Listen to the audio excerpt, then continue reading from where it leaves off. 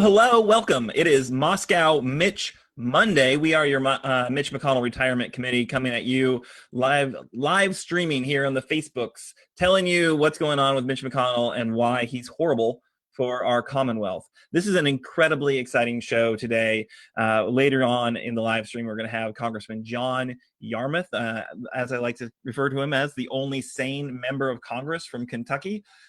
He is a representative from the Louisville area. He's the chair of the House Budget Committee, so a pretty important and powerful individual, and the only guy who votes even remotely close to the way I would want him to, because that's what we're dealing with here in Kentucky.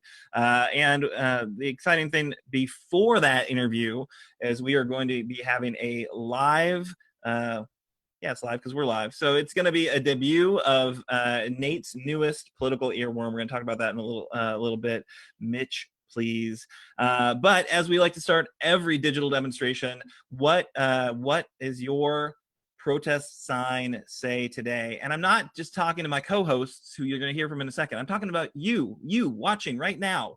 Would you please go into the comments and let us know what your sign says? You can do little quotes so we know it's your sign, or just do it. Come on, like, this is a demonstration. Don't be the lame guy who shows up at the demonstration without a sign. Like, I've been that guy. You don't want, like, they look at you sideways, like, what you're parking your car and you got lost? Like, no, you're here for the demonstration. Show us what the sign says. I'm Aaron, coming at you from Childsburg in Lexington. My sign says justice for Breonna. Next, Denise Gray. Hey everybody, it's me, Denise Gray. I'm coming to you from the north side of Lexington, Kentucky. And my protest sign, well, I think Aaron sort of kind of took mine. Mine is always justice for Breonna, but it also says it's time to unite. Retire Mitch. Fantastic. And Nate, what next, Nate. Hey folks, I'm Nate Orshan. When I play out, I go by NATO, and coming from kids in my home here in South Frankfurt. And my sign today would say, Mitch, please take your money and go, go, go. That is fantastic. All right. So we really, before we jump into the show, I just want to say thank you to all of the folks who have made a donation. So we have set a pretty aggressive grassroots fundraising goal for this effort. We want to raise $500 a week. While we are not quite there, we have definitely gotten into the hundreds this week. So that's pretty awesome. Thank you for everyone who has. There's a website, Act Blue. Just to be clear, Act Blue does not keep the money. The money comes to us. It's like, PayPal for political campaigns, right? So please use that. Go ahead and make a donation if you want to ditch Mitch, and if you want to see an all volunteer effort, do that. And as I said in an email I send out to our supporters, look, because we're all volunteer, none of this money that you donate to us goes to salaries, right? It goes right to the campaign, helps us to amplify the message that we're creating so we can get the best possible information out to Kentucky's voters so they know that they need to ditch Mitch on November 3rd. All right. So first story we are covering, we're going to throw it to Nate to describe and talk about. All right. Thanks. Thanks, Aaron. So this one came to us recently from the Kentucky State AFL-CIO site. That's ky.aflcio.org. And it's part of their ongoing series, The Misadventures of Moscow Mitch. And I should add that my spouse, Kit O'Connor, has had their many excellent anti-Mitch essays shared there as well. So it's a great place to go to get your anti-Mitch on. But of course, you're at the #1 place to do that at right now. So come to find out that members of Mitch's wife's family, that's Transportation Secretary Elaine Chao, applied for and received anywhere from $350,000 to $1 million in forgivable loans from the Paycheck Protection Program. So number one, that money is really supposed to go to small businesses. And, you know, no matter what, this just does not smell like a small business kind of play. Number two, 1 week after applying for this loan, Mitch had that very unfortunate event in which he said that states should go bankrupt rather than receive the same kind of federal assistance that, you know, his in-laws were getting. So maybe, just maybe, going out on a limb here, firms that are associated with the President of the Senate and the Secretary of Transportation shouldn't soak up taxpayer money that should be going to firms that are, one, actual small businesses, and two, not connected to our morally bankrupt senior senator. I'm Nate Orshan, and that's the way I see it. So what you're saying that the most powerful representative in the Senate should not be, you know, passing legislation that directly assists his in-laws? You don't think that's a good idea for a democracy? Yeah. Well, they should, you know, they should have the couth to say, you know what, this maybe looks bad. I shouldn't do it. Even if I need the money, I shouldn't do it because it's really going to make trouble for, you know, Elaine and Mitch. Yeah, but no. You thought Shake Shack was bad. No, this is like Elaine Chao's family is making money off of our federal program, which, you know, ran out of money quickly. The small businesses never seemed to get it. It went to the big corporations and Mitch's in-laws. Awesome. It's not the Shake Shack, it's the Take Shack. Boom, right there. That is awesome. I might need to amend my sign. No, that good work. All right, so we have a new story coming at us, not as directly tied to Mitch in here in Kentucky, but I think a really important one is what's going on in the you know, kind of in our nation right now. Denise, what do you have? Well, hello, everybody. So the story I'm bringing you all deals with on the fact that on June 25th, Betsy DeVos signaled that she is standing firm with her intention to reroute millions of dollars in coronavirus aid to K through 12 private schools. And note, she is, what is her title, everybody? Do you know? Secretary of Education. That's what I heard. But however, thankfully, we hopefully will have someone in the Senate who, by the name of Amy McGrath, she's come out strong against this. She said McGrath has taken a strong stand against forcing public school districts to spend relief funds on wealthy schools while leaving out our most hardest hit areas. And as a former educator with Fayette County Public Schools, I stand with Amy McGrath. Betsy DeVos is not speaking up for our students and for our next generation of leaders. And that is what the core of what a leader is supposed to do, is think of those who need help the most. And why would you send money for the virus that people are dying of right now, that we are spiking in certain areas of the United States? Send that money to people who really don't need that funds. So what do you all think, team?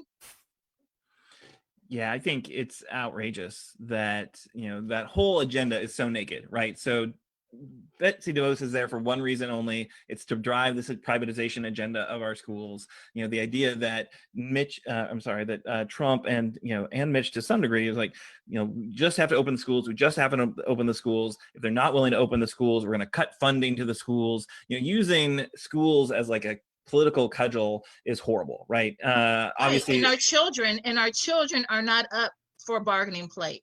Our children deserve to be first consideration in all things and be protected. And right now they don't have that protection from Mitch nor from Betsy DeVos. And so what do you think, Nate? Do you have anything else to add?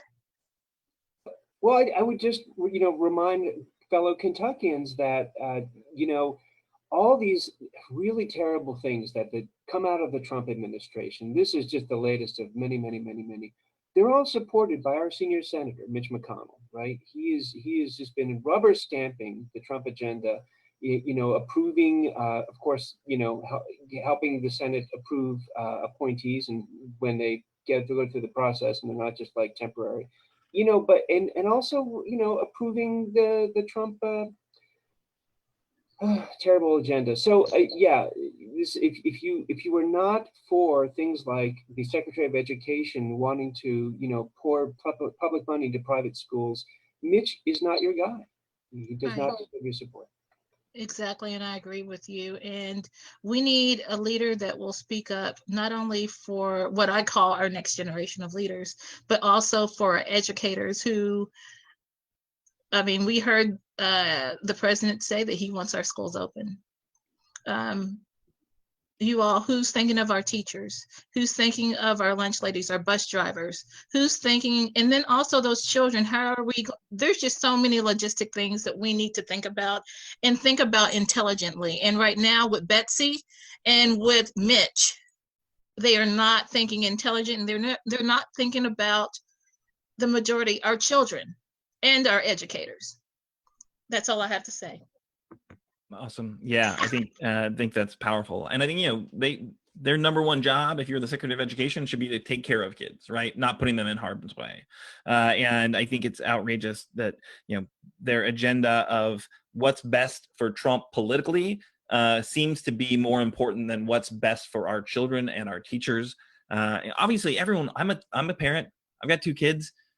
I want them back in school. I want them back in school safely. I want their teachers not exposed.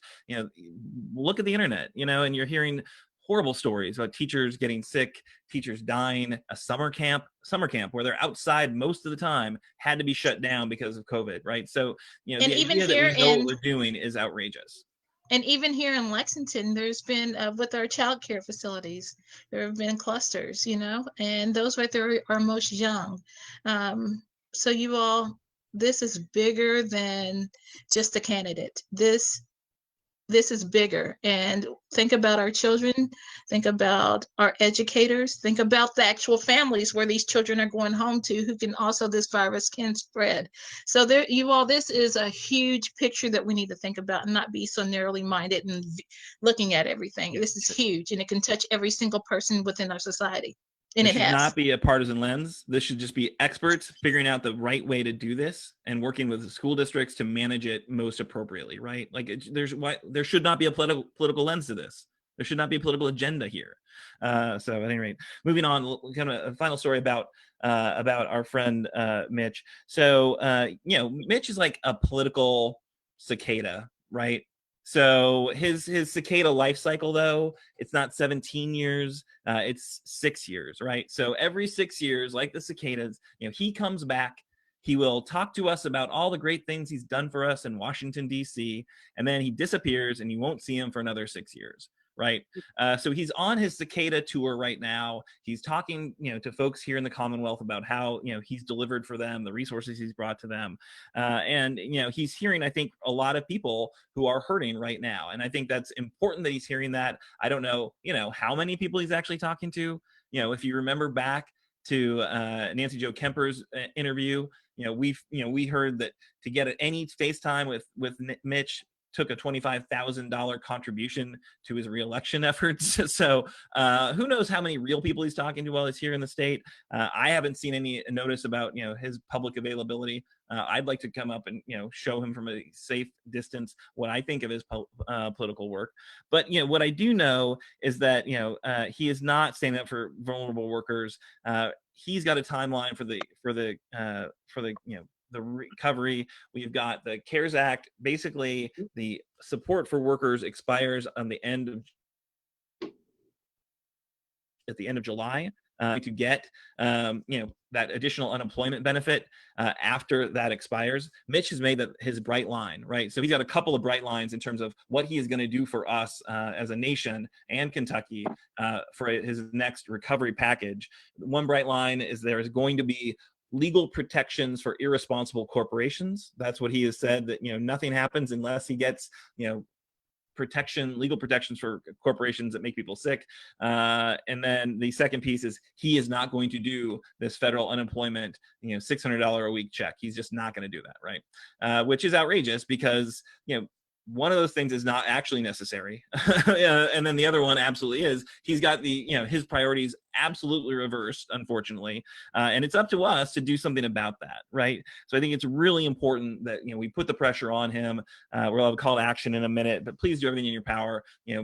Obviously you're probably not going to see him in your neighborhood, but if he does show up at your workplace, ask him what he's going to do for these unemployed workers, people who desperately need those resources, to make sure that they aren't getting kicked out of their homes, right? We know what he will do. We know exactly what Mitch will do. One, he will not show up to people who don't have the same viewpoint as them. He will stay to his target audience. He will not go to the African American community. He will not go to the hardest hit areas that are unemployed. He will not go to the areas that are struggling. So he will stay with his area. He definitely will not go to those who are being evicted and unemployed, because as someone that has worked in state government for the past several months, and who has been working with unemployment, it's real out there. It's real. And if he heard the stories that I heard when I was volunteering to help with unemployment, I don't know. I don't think his heart would change. I really don't. But yeah. Nate, anything on that one? No, it just goes to show, who greases, the skids for Mitch. It's not the smaller people and the small donations, it's big business. And so, he's got his playbook. He plays it very well. And I'm sure that doing things like offering liability protections, for businesses that kill off a lot of their employees inadvertently due to COVID, it'll get him some money.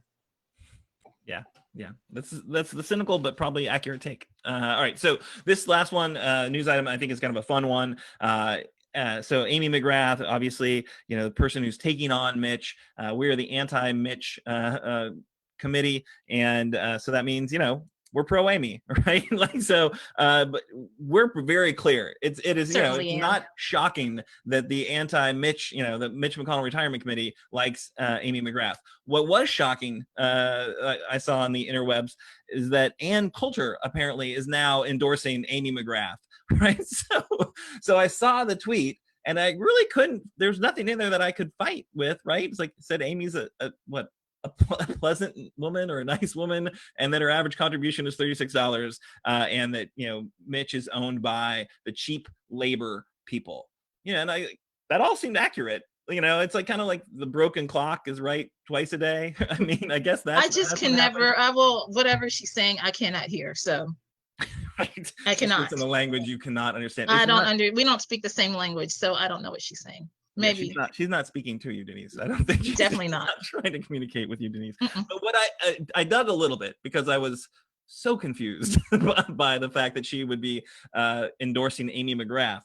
And it turns out there's a fight in Kansas where Chris Kobach, who is horrible. He is a horrible politician, ties to white supremacists, clearly wants to suppress the vote, very clearly trying to suppress the vote, has just this bad track record, as incompetent and also quite slimy and nasty. And so there's this new ad campaign because they have not actually picked had not had their primary yet. So there's like 10 folks running, and there's this independent expenditure campaign that's basically anti-Kobach, and they're spending like $3 million. And apparently some of that money came from Mitch.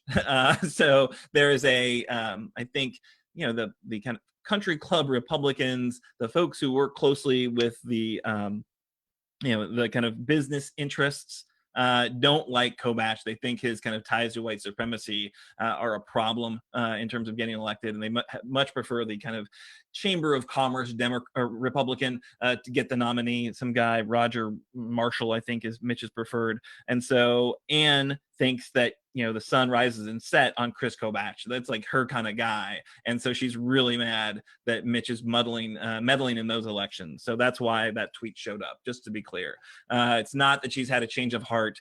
It's not that Amy is secretly horrible, right?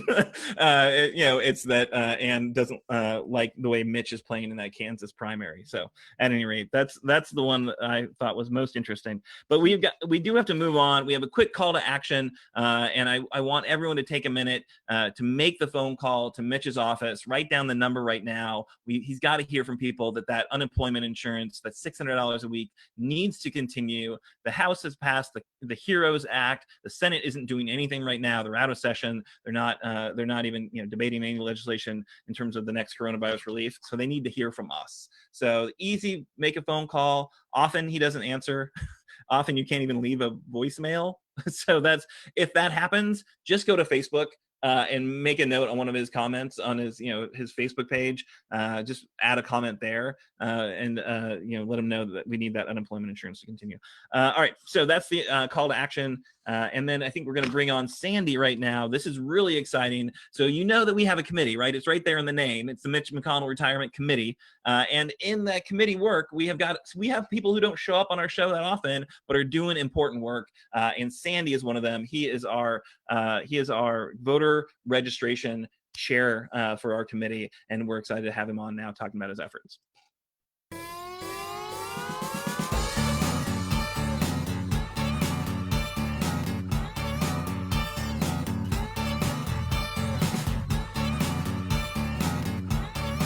Hi there. I don't think I've been a chairman of anything before, so I'll try to get used to that title.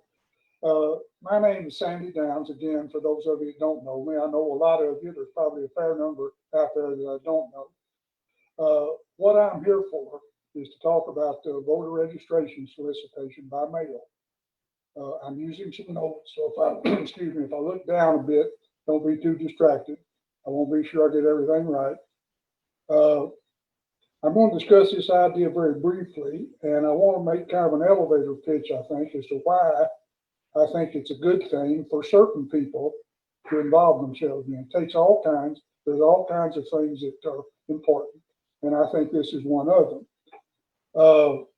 I'd like to see if there's anybody out there at the end of this who might be interested in participating in this, and I'll get back to you on that. First off, I think this is a good task for anybody that might be less comfortable face-to-face, or that might be uncomfortable with the phone or that sort of thing. This is done all by mail. There's no face-to-face to it. The people who are physically limited, this is a good way for them to do. Secondly, it's a good task for those who may prefer something a bit less heated. It's kind of a League of Women Voters type thing in a way, but it can also be very effective in a partisan way if you target it correctly. Thirdly, I think it's a good approach to reaching low-tech voters.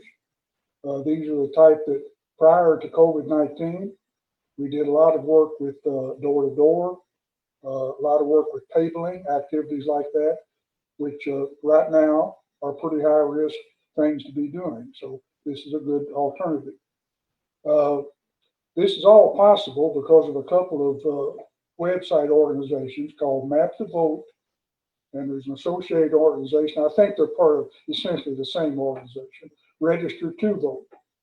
And they make it possible to target individual residences where you can find people who are unregistered, essentially, as far as I can tell, anywhere in the country that you want to do this work. It so happens I'm doing it around Lexington, but there are other options available. As for what I've done currently, I've done myself about 500 of these, mostly in Lexington, about 5 zip codes in Lexington.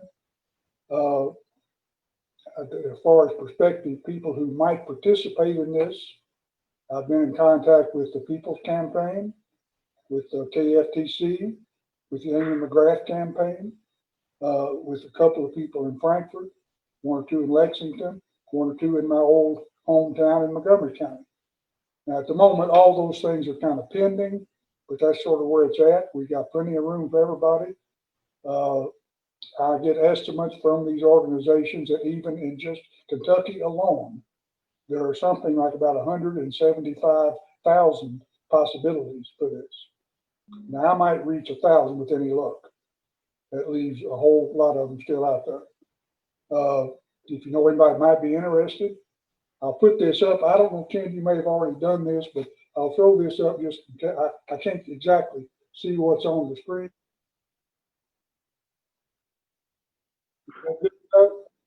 That's the stuff right there that we need to know. If you look those up, and anybody wants to get in touch with me, is more than welcome to do that. I'll get you a how-to packet out that day. That's about it from here. Any questions or comments, I'll be glad to try to answer them if I can. If Thank not, you so much, Sandy. We appreciate that. Voter registration chairman, Sandy Downs. Thanks so much for your work. We know it's critically important if we're going to get folks, if we got to get rid of Mitch, we got to get everyone to the polls that, has been let down by Mitch, in 36 years, that's pretty much all of us. And I think it's really important, cynicism keeps people from registering to vote. And I think having a positive thing to vote for is really important, but, also throwing out bad politicians, that can be pretty motivating. So let's do that. All right. So Sandy, thank you so much. We are going to go right now into our standing segment following Mitch's money. So Doug Price, who's been phenomenal in digging deep into that political record to find out where this money is coming from and where it's going. He's got a new one for us this week. And then after that, we're going to do a quick video, a very exciting video premiere. And then we have Chairman John Yarmuth. So we have got like I said, incredible show. Stay with us. You're going to love it. I would certainly be in favor of allowing states to use the bankruptcy route. Good evening, Aaron, Denise, and Nate. Since we're talking about money tonight, I'm wearing my Edward Jones hat. It was given to me by a Republican friend. Yes, I have friends on both sides of the aisle. I'm going to talk about the Republican Party, RPK, of Kentucky, and highlighting donations from Mitch and those connected to him, including his family. It's always a good idea to know your subject, so my first step was to view the RPK website. First thing I saw were the words, "Making Kentucky Great." How original. MyKAGA instead of MAGA. The next tab was the Who We Are. Republicans throughout Kentucky come from all walks of life and from every area of our Commonwealth. Republicans are unified by the concept of primacy of the individual and by an opposition to large, intrusive government. In every county and community in Kentucky, the individual is the heart and soul of our party. Okay, let's see. Control of a women's body, control of high prices on medicines, waiving rules that contribute to affecting climate change, approving tax cuts that affect only the rich, passing voter suppression, trying to divert funding from public schools to for-profit private schools. Yeah, all of that sounds like the Republican Party cares about the individual. More from the website. Throughout the 20th century, Republican candidates ran and won on platforms of rooting out corruption in government, reducing wasteful government spending, balancing the budget, and promoting economic growth and prosperity. Nice words, but actions that really do the things of the above platform have been lacking. There's still plenty of corruption in government. Reducing wasteful spending and balancing the budget has become a method of reducing benefits for those who need the most help. During a future segment, I'll talk about the payroll protection program and how Mitch and Trump helped all of those individuals like his wife's father's firm. Here's the makeup of the executive committee of the Kentucky Republican Party. 28 white males and 22 white women. Is this representative of the people of Kentucky? One item that doesn't make any sense, I could not find that RPK is registered with the Kentucky Secretary of State. Are political parties not required to register with the Kentucky Secretary of State? I don't know. I did find that the Democratic State Headquarters of Kentucky is registered. Now let's dwell into who controls the Kentucky Republican Party. Of course, money plays a part. Let's look at donations to the party. Donors with the last name of Chow have contributed $230,000 to RPK. Mitch's brother-in-law has given $50,000, and Mitch has only given $10,000. Having said that, it is my belief that while Mitch does not have an official position with RPK, he still is able to contact and call the shots. I wonder how high they jump when he calls. I wonder if he makes donation calls on behalf of RPK. It is obvious that Mitch has inserted himself into Kentucky politics. Our Secretary of State, Michael Adams, our Attorney General, Daniel Cameron, and our Ag Commissioner, Ryan Quarles, all could be considered acolytes of Mitch. RPK is flush. They have a cadre of dedicated givers. This year, apparently the maximum that can be given is $15,000. RPK had at least 5 donations in that category, and over 100 who donated $10,000 each. Here are some figures from the 2020 election cycle. They have $5.4 million in donations, disbursements of $3.4 million, and cash on hand of $2.7 million. Now for some insight into other donations from people, businesses to the RPK. There is a payday lender in Tennessee with locations in Kentucky who gave $35,000 to the RPK. What does this lender hope to obtain by donating these funds? The good government as described by RPK, or perhaps regulations that help the payday lender? I believe that Kentucky Senator Damon Thayer is a fan of payday lenders. Perhaps all Republicans are. Here are some other head scratchers. The Kentucky Addiction Center donated $10,000. This organization is based in Texas with offices in central Kentucky. I found a couple of billionaires in Texas who each gave $10,000. A conservative donor from Jackson Hole, Wyoming donated $10,000. I want to end this by saying apologies to Earl Pitts, who is created by Gary Burbank. I call Earl Pitts the philosopher laureate of the South.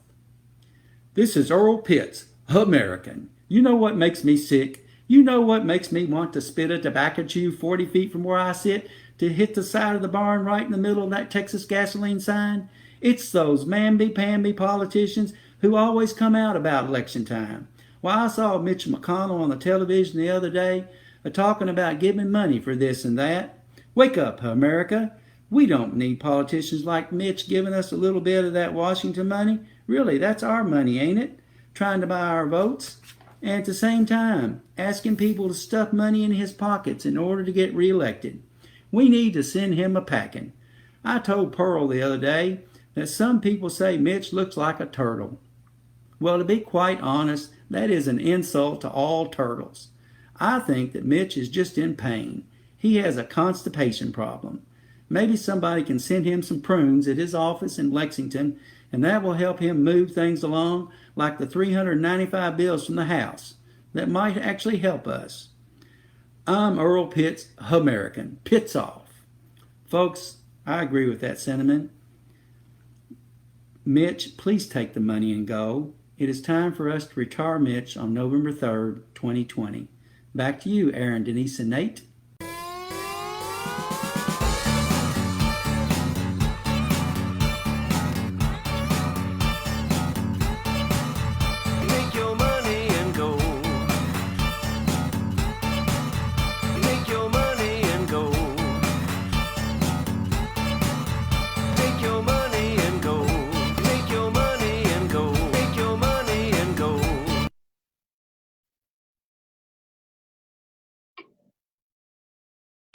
Welcome back. So thank you so much, Doug Price, for the work you do, that important research into the political contribution and how that links to the horrible policies that Mitch is constantly shoving down our throat, that Grim Reaper move. So really exciting. We're gonna have what I've been hearing is the political earworm of the summer. I've been hearing that because I've been saying that. But I did also hear this song, and it is very catchy. And we're excited to have with us Nate Orshan, who we have every week. But this week he gets to have his songwriter and musician hat on, which is pretty awesome. So hey, Nate, you want to tell us a little bit about the music and the video that we're about to see? Sure. Yeah. Well, this is just an out-and-out anti-Mitch McConnell song. and it is making the case that really all Mitch cares about is the wealthy and big business, and he does not really care about Kentuckians. And it tries to illustrate this both lyrically and in the video via little sort of illustrations and mini animation type things. That is really exciting. So we're going to just go ahead and throw to it right now, I believe, and so folks can see it, and then we can talk a little bit about it.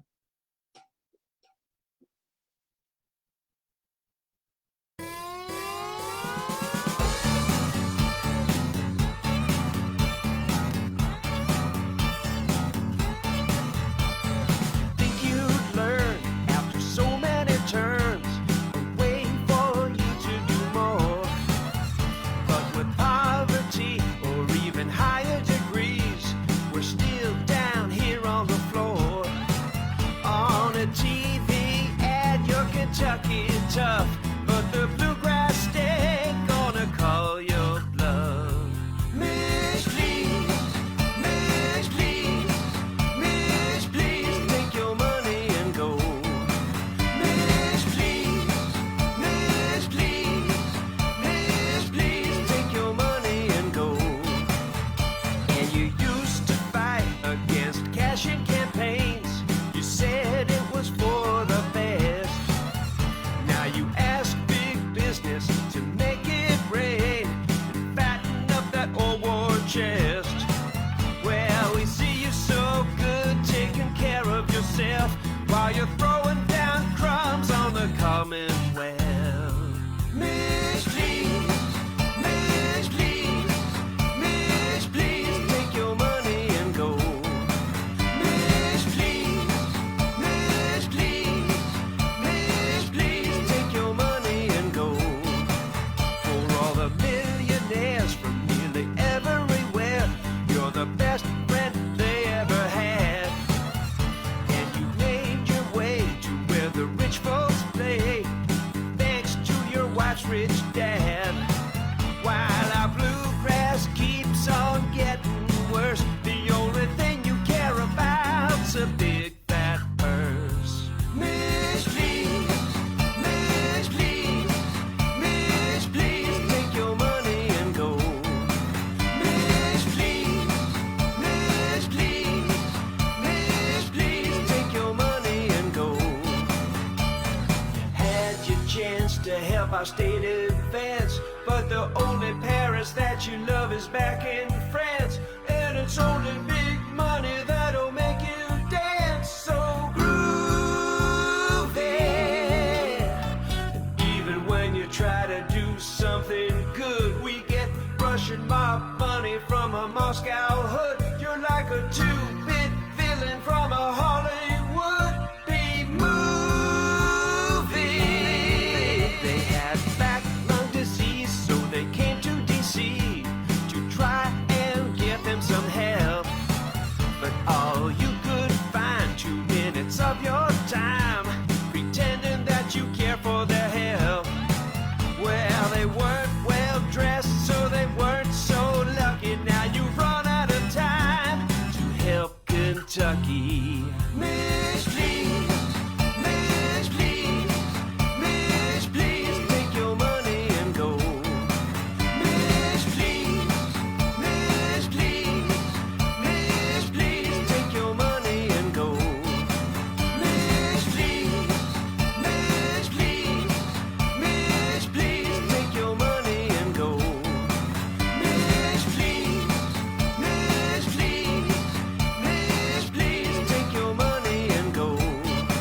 Mitch, please, Mitch, please, Mitch, please, take your money and go. Mitch, please, Mitch, please, Mitch, please, take your money and go. Mitch, please, Mitch, please, Mitch, please, take your money and go. Mitch, please, Mitch, please. All right, it's official. I was right. Yeah, that is a fantastic political song, and it is so catchy. How do you do it, Nate? Tell us. How do you make it? How do you make the song so catchy? You're muted. Are you just like No, it's a secret. I'm not going to tell No, you. I'm sorry. Yes.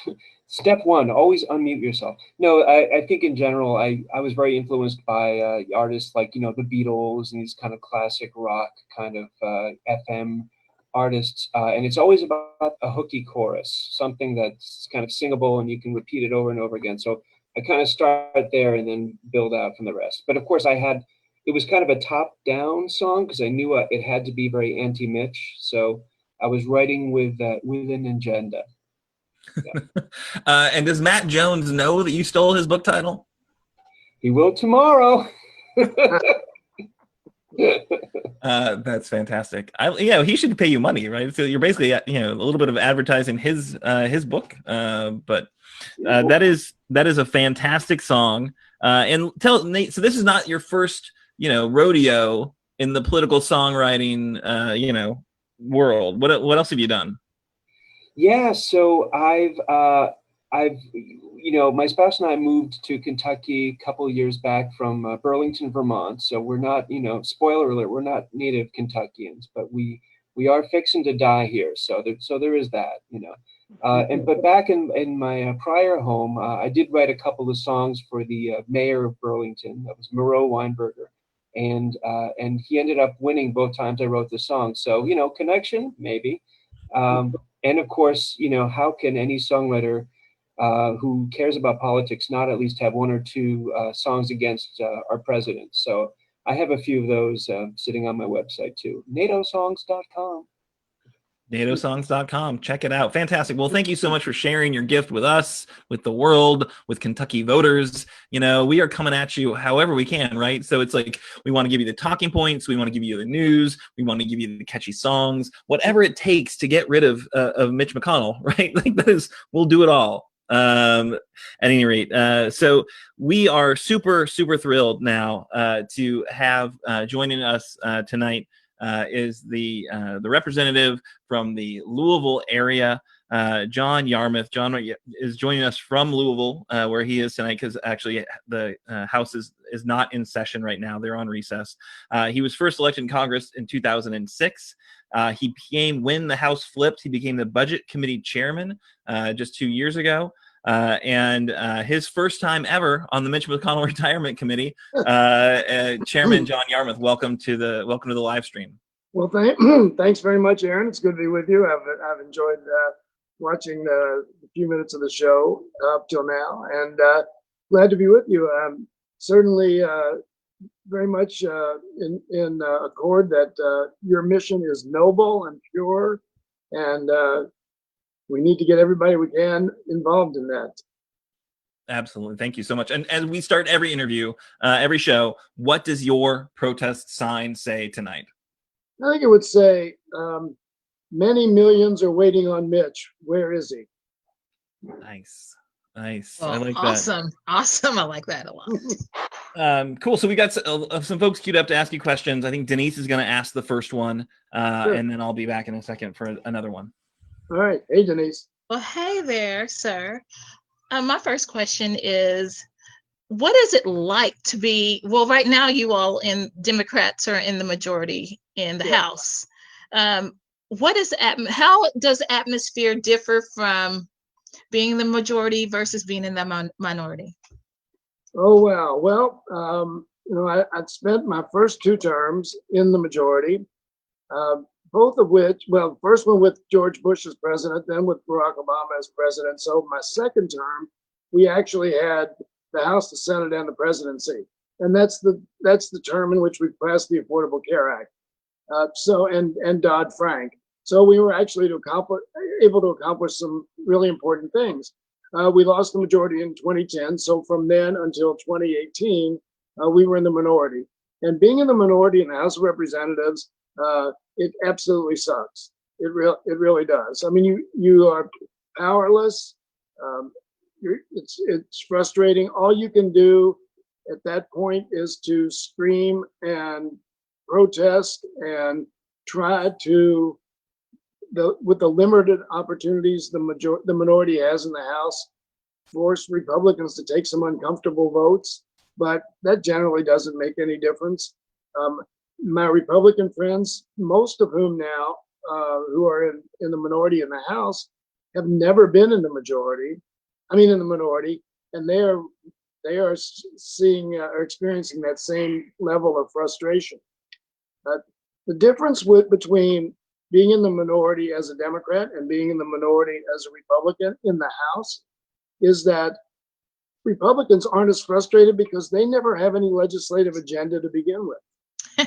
So with them, it's like, okay, well, I'm here, I'm getting my check, and I get to take some Codels, which are basically junkets where they get to travel internationally.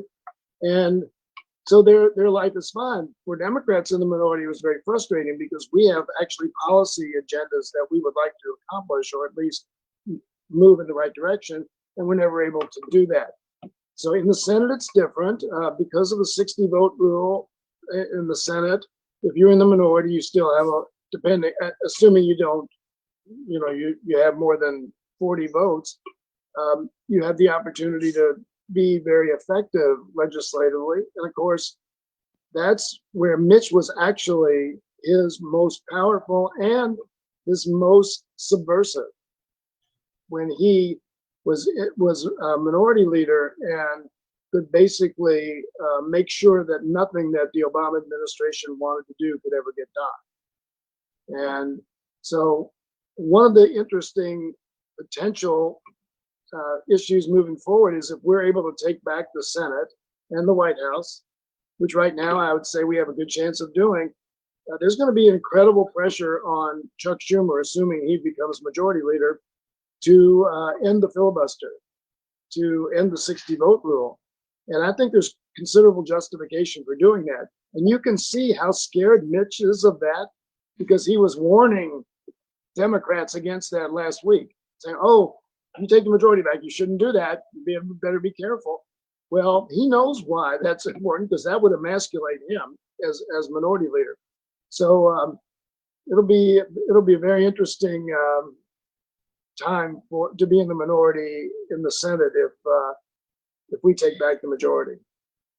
Yeah, When we take back the majority, I'm all about the win factor. I'm all about let's do it. Let's put on our boots and let's get out there and make it happen.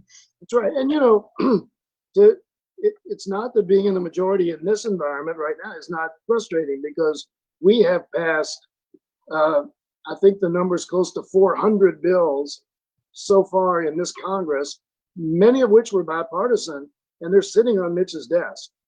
And Mitch just won't bring them up to a vote, regardless of the fact that they have incredibly broad support in the public. He just doesn't want to do it. And I mean, he has done more, I think, to add to the dysfunctionality of the Senate and the Congress than anybody in modern history. Single-handedly, I think he's done that. Yeah. I mean, anyone who gleefully calls himself the Grim Reaper of the Senate, right? He's got an agenda. And it is to stop you, sir, from doing anything you want to do. And, of the 400-ish bills, I think a couple hundred-ish that actually were bipartisan, right? Had some measure of bipartisan support. What's your favorite bill that's sitting on Mitch's desk right now, dying a slow, painful death? Well, it's universal background checks on gun purchases. This is an issue that has 90% support in the country. 75% of NRA members support that, and we passed it, and Mitch is just sitting on it. And quite frankly, I don't think Mitch cares about the issue one way or another, and he probably understands that politically he's on the wrong side of it, but he doesn't want to put his members in the position of casting difficult votes. That's his primary motivating factor is, I got to keep my vulnerable members from casting any vote that might cost them. And he has an increasing number of vulnerable incumbents to protect, and I'm sure he'll do everything he can to do that. But when you look at the number of seats that are in play, the obvious ones: Martha McSally in Arizona, Cory Gardner in Colorado, Tom Tillis in North Carolina, Susan Collins in Maine, but now we have 2 seats in Georgia that are in play. We have a seat in Montana we never thought would be in play. We have a seat in Iowa, Joni Ernst, that it is now in play, and possibly even John Cornyn in Texas. So the playing field has expanded widely over the last couple of months, and so that gives Mitch a lot more people he has to protect.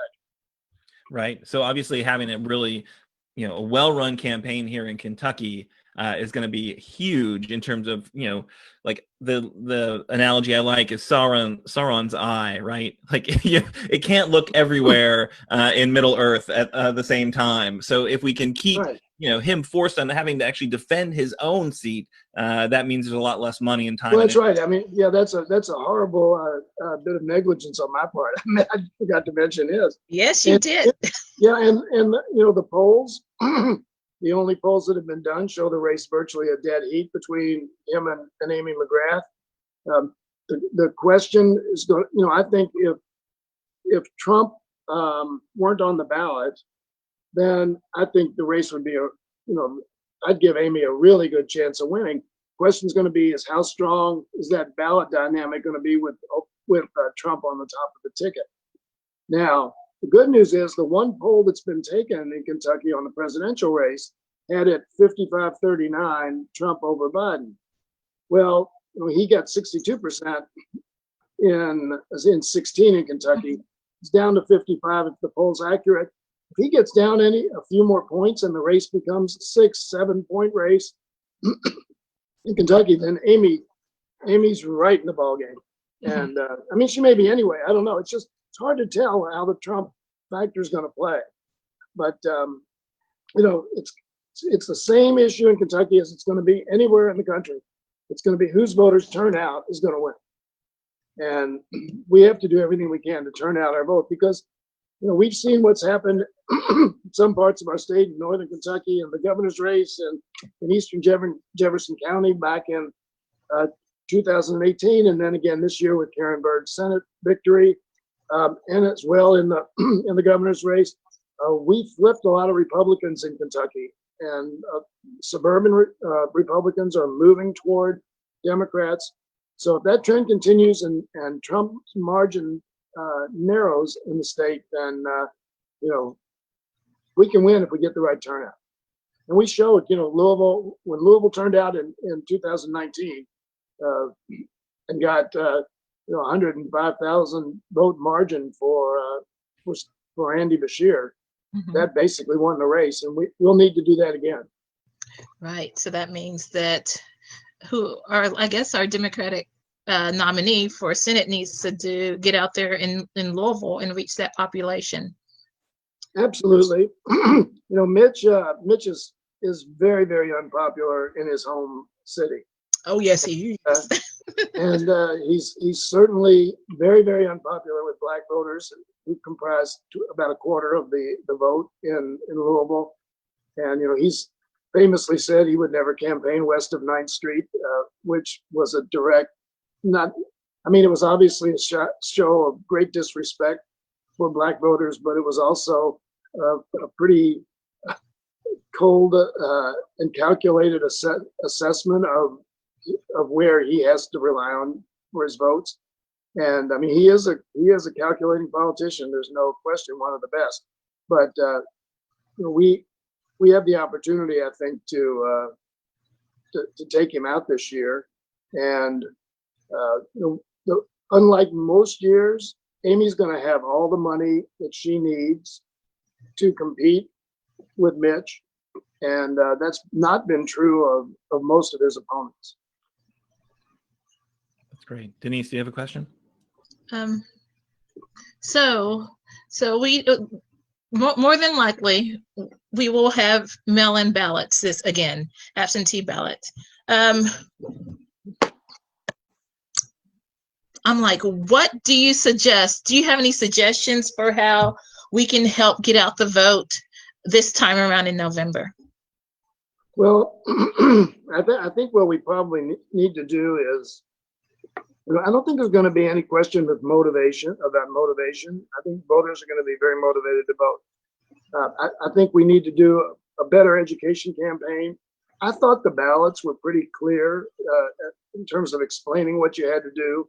But for a lot of people, it was still the first time doing it. I know a lot of people were nervous and afraid to make a mistake. And so we need to, I think, work very, very diligently to make sure everybody understands what you have to do with the mail-in ballot. You have to have 2 signatures. You can't seal the inside flap, all those things. Basic block and tackle techniques.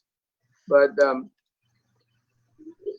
I think assuming we do, and I've talked to Michael Adams, and while he didn't say to me that we were definitely going to do it, I kind of got the sense that he believed there was probably no way we could avoid doing mail-in ballots in the fall. And I give him a lot of credit for the way he ran this election, and that's the reason I talked to him, was to call him up and to thank him. And he and Andy worked really responsibly together to get that done. And he's freely admitted, said we need more. We'll not get away with 1 polling place in Jefferson County on election day. Mm-hmm. We'll have to have more. He understands that. So I think kind of the mechanics of the election will be fair, and but we got to make sure that we make sure everybody understands how to function in those areas, and I think we will. Again, Amy's going to have a ton of money to do field operations and to do public education. We're going to be. If I were a car dealer and this fall, I would really be upset, because there's no way I'm going to ever get on the air with an ad. Yes, it's going to get wild. Every advertising block on television is going to be full of that Senate race, and so we're all going to get sick of those. I think TV advertising is probably going to be something that there are very diminishing returns, because the saturation is going to be ridiculous. So get out the vote techniques. Voter education is going to be really exceedingly important. Fantastic. Thank you so much, Chairman, for joining us. Thank you for sharing your views of our political system and what it's like being in DC for us. Keep up the great work. And you make us proud. You make us proud every day. Well, I appreciate that. Thanks for your work. And just say one thing, because I know you opened the show about this. This unemployment benefits issue is a hugely important issue. Hopefully we'll resolve that in the next 2 weeks. I'm right in the middle of that, because the speaker has asked me to, and we've been working on some alternative ways. Everything right now is negotiations with McConnell and the administration.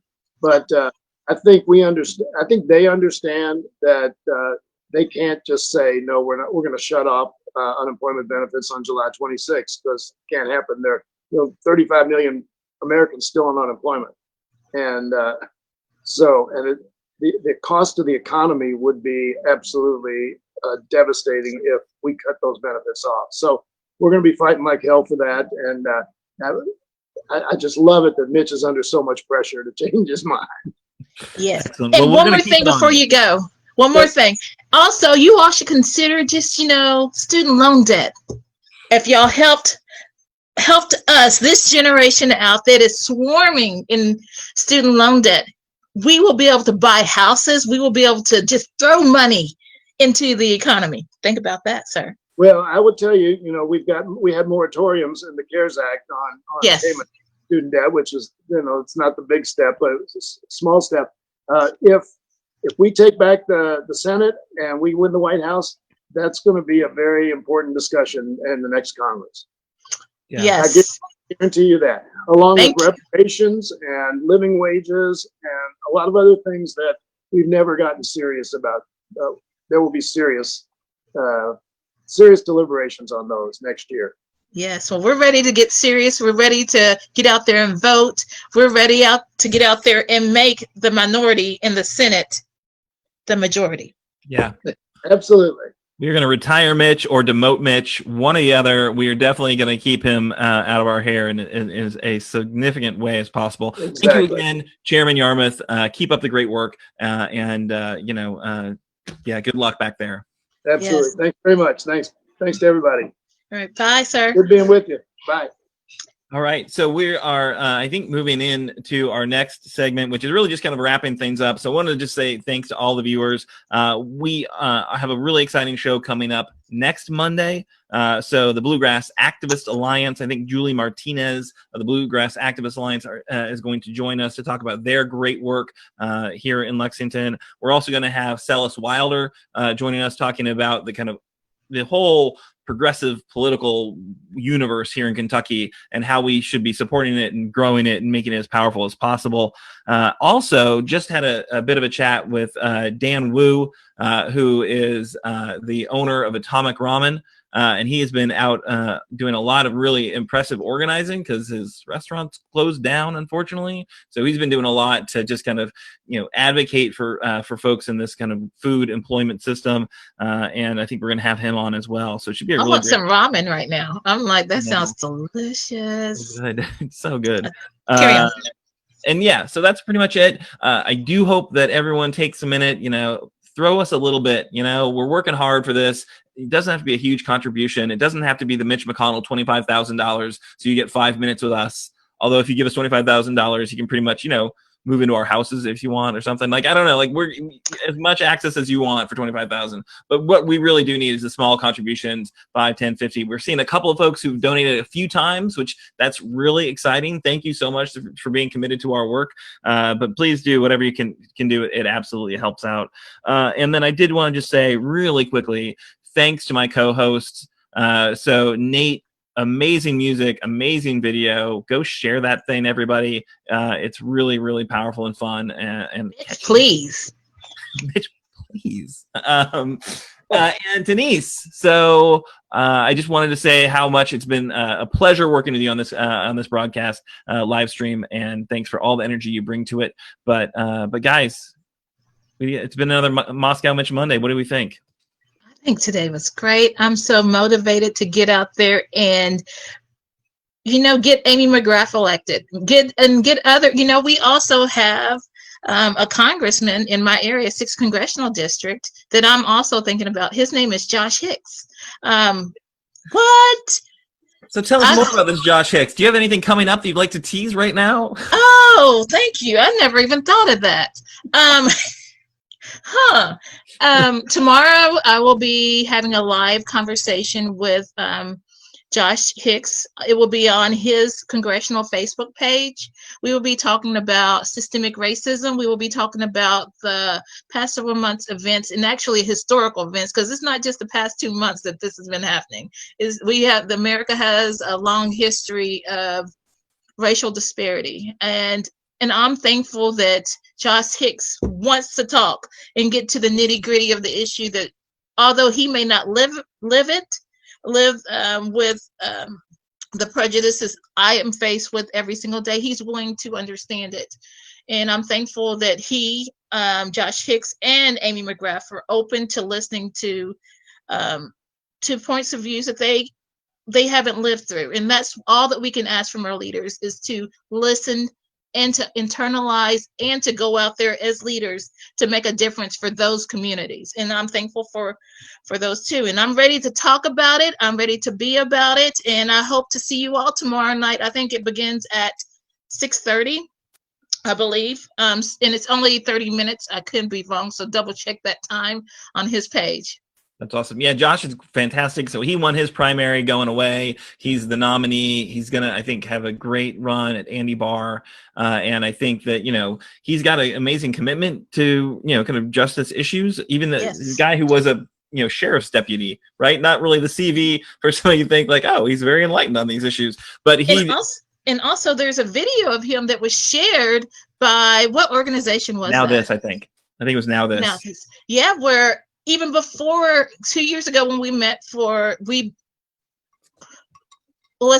3 years ago, even before he ran for office for the 45th House seat, he was downtown at our city council meeting here in Lexington, standing up for people of color, standing up for taking down the monuments, I believe, in Cheapside. And even he understands the fact that you don't need a title in order to make a positive difference in our community. And I'm thankful for that. I'm just so thankful to have leaders who are willing to step up even when they do not have a title. Yeah. Yeah. Fantastic. All right. Any closing words from you, Nate? I will be there tomorrow on the other side of the screen watching you with a nice big thing of popcorn and cheering y'all on. Yeah, Yay, Denise thank is like internet famous. She's like, you cannot have like an online anything worth watching unless Denise Gray is on it. Everyone knows this. Well, okay, I will take that, y'all. I will take that as long as my message is positive and I'm seeking to make a difference in our community for the better. I'm all for it. So I will be there. If you all need me to speak out, I will be there.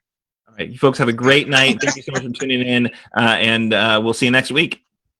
See you all. Love y'all. Be safe. Wear a mask.